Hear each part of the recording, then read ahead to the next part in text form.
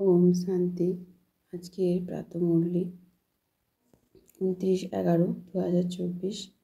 বাগদাদা বলছেন, মিষ্টি বাচ্চারা, যদি শিব বাবাকে সমাদর করো তবে তার শ্রীমতানুসারে চলতে থাকো। শ্রীমতে চলার অর্থ হলো বাবার কদর বা সম্মান করা। বাবা আজ প্রশ্ন করে বলছেন, বাচ্চারা বাবার থেকেও বড় জাদুঘর কিভাবে? উত্তর হলো উচ্চ থেকে উচ্চ বাবাকে সন্তান বানিয়ে দেওয়া এবং নিজের তন মন ধন সম্পূর্ণরূপে তাকে সমর্পণ করা। বাবাকে নিজের উত্তরাধিকারী বানিয়ে তার কাছে সম্পূর্ণরূপে সব কিছু সমর্পণ করে সম্পূর্ণ সমর্পিত হয়ে যাওয়াই হলো বাচ্চাদের জাদুকরি। যে এখন ভগবানকেই নিজের উত্তরাধিকারী বানায়, সে 21 জন্মের জন্য বাবার প্রপার্টির উত্তরাধিকারী হয়ে যায়। ওম শান্তি। আধ্যাত্মিক বিচিত্র বাবা আমাদের বিচিত্র বাচ্চাদের বোঝান যে দূর দেশ নিবাসী, যাকে পরমপিতা পরমাত্মা বলা হয়, অনেক অনেক দূর দেশ থেকে এসে এই শরীরের দ্বারা এসে আমাদের পড়ায়। এখন আমরা যেসব বাচ্চারা পড়ি তারা অটোমেটিক্যালি যিনি পড়ান তার সাথে যোগ রাখি। যিনি পড়ান পরমপিতা পরমাত্মা, তাকে স্মরণ করলে আমাদের সর্বপাপ ভস্মীভূত হয়। বাবা বলেন, তাকে স্মরণ করো এবং তাকে স্মরণের দ্বারাই আমাদের পাপ খণ্ডিত হবে।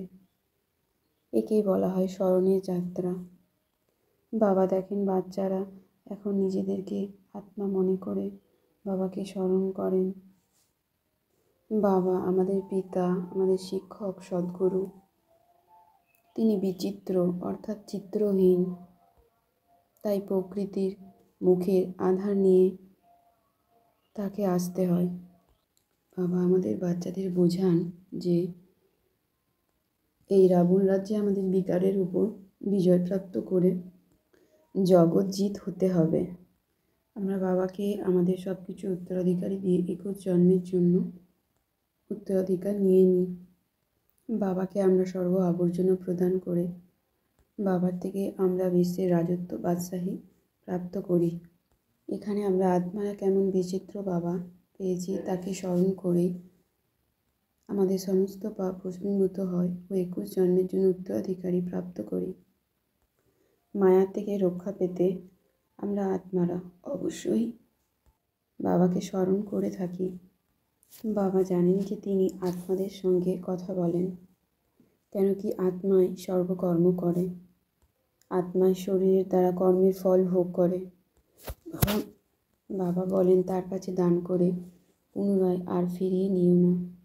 দান করে আমাদের অত্যন্ত সাবধানে থাকতে হবে। কলিযুগের পর আবার সত্যযুগ আসবে এবং এখন এটা হলো সঙ্গম যুগ। এই সমস্ত জ্ঞান আমরা আত্মারা ধারণ করে থাকি। এখন বাবা এসেছেন আমাদের তরি পার করতে।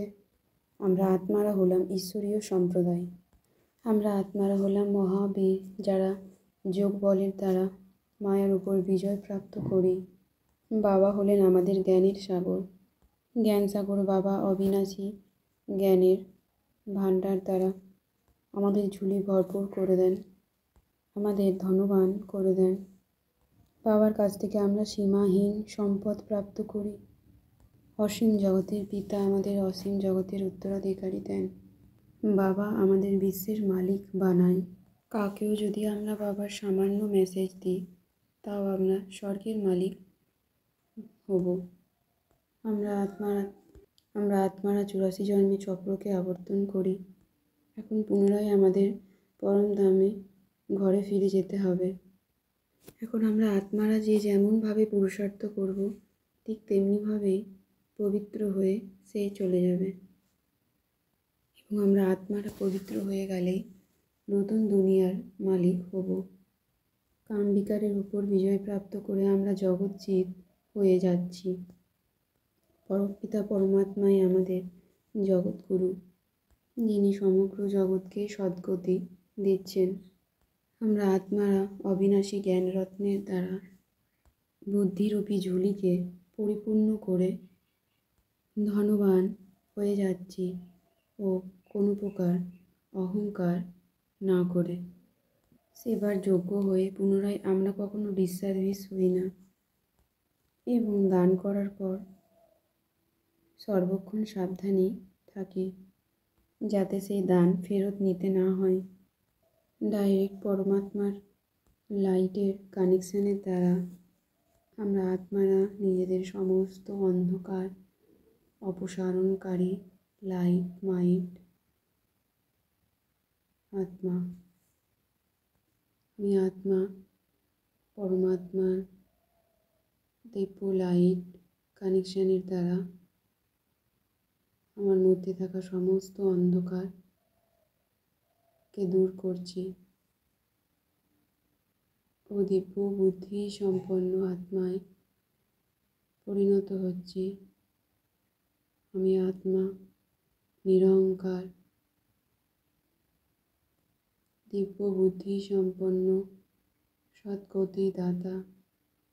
আমি আত্মার মধ্যে পরমাত্মার লাইটের কানেকশন আসছে ডাইরেক্টলি ও আমি তা অনুভব করছি। পরমাত্মার দিব্য লাইট কানেকশন আমার সম্পূর্ণ শরীরের মধ্যে ভরে গেছে ও আমি দিব্যতা ও শান্তি অনুভব করছি। আমি আত্মা আমার সমানে স্মৃতি সুইচের দ্বারা পরমাত্মার সঙ্গে ডাইরেক্ট কানেকশন, সেই দিব্যতা অনুভব করছি। হিল এনার্জাইজড হচ্ছে পরমাত্মার এই দিব্য সূর্য রশ্মি আমার মধ্যে থাকা সমস্ত ঘন কালো মেঘকে সরিয়ে দিচ্ছে।